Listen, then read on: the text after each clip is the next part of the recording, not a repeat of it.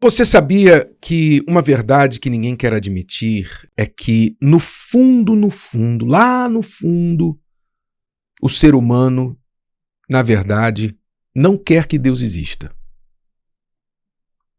Eu vou explicar. Por que o ser humano não quer que Deus exista, no fundo, no fundo? Porque ele não quer ser mandado. Ele não quer obedecer. Ele não quer ter ninguém acima dele dizendo como ele tem que viver. Na verdade, o ser humano gostaria sim de ser Deus, mas não ter um Deus acima dele. Esta é a condição mais básica humana, nossa condição caída. E eu vou ler um texto aqui das Escrituras que mostra exatamente isso. Preste muita atenção no que disse o próprio Deus, através do profeta Ezequiel, conversando com o profeta, lá no capítulo 8 do livro de Ezequiel, versículo 12, Deus está falando com Ezequiel e mostrando para ele, o profeta, a condição caída do povo de Israel, o povo escolhido, o povo que Deus escolheu para servi-lo e para representá-lo na terra. O povo tinha completamente abandonado a Deus, dado as costas para Deus. E para mostrar ao profeta o estado espiritual das pessoas, Deus leva o profeta até dentro do templo, dentro dos compartimentos, das câmaras mais internas do templo, e mostra para ele o que os anciãos, ou seja, os mais maduros, os mais antigos, os supostamente mais sábios, estavam fazendo.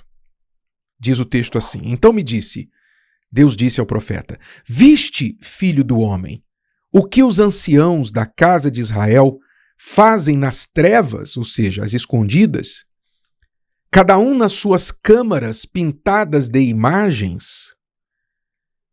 Pois dizem: O Senhor não nos vê. O Senhor abandonou a terra.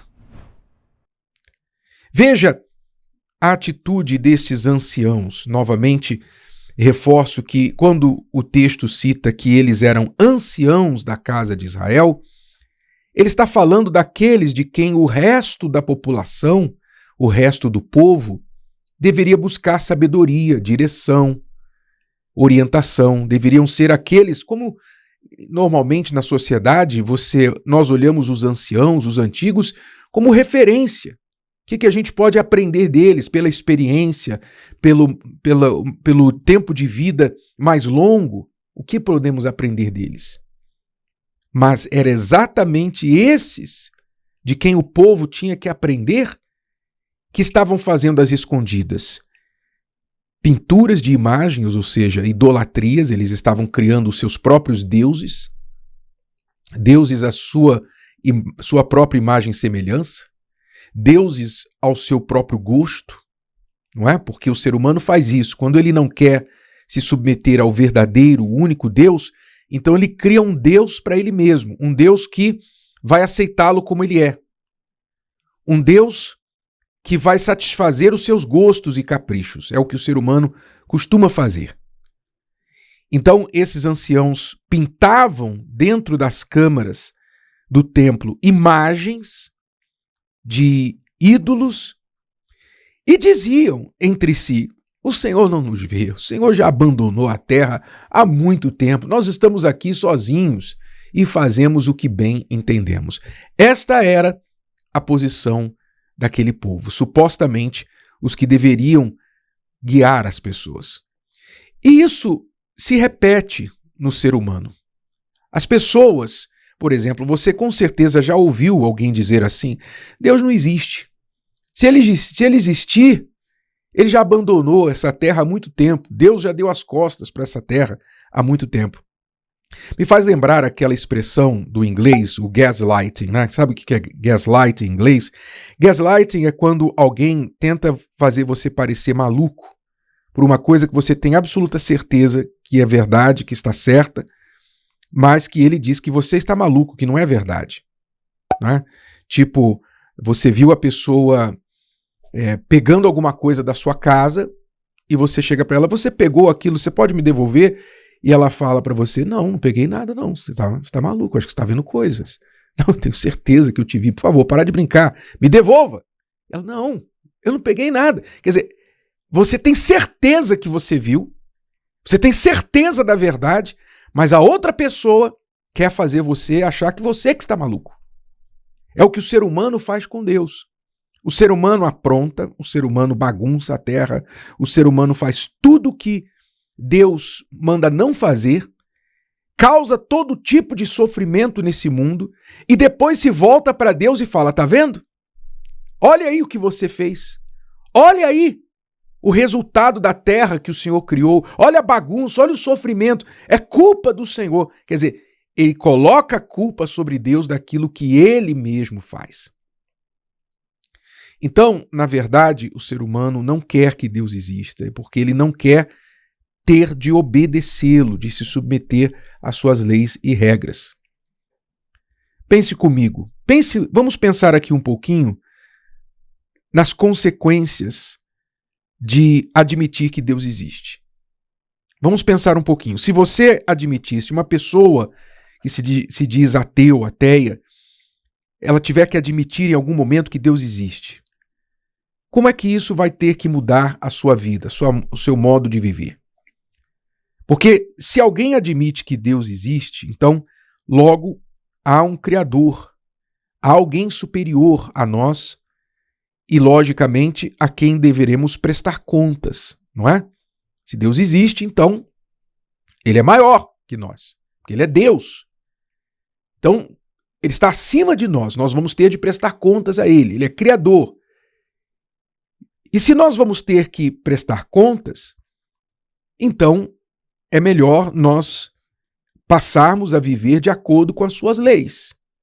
Porque se nós não vivermos de acordo com as suas leis, então quando formos julgados, quando passarmos por esse juízo, por essa prestação de contas, nós vamos ser achados em falta.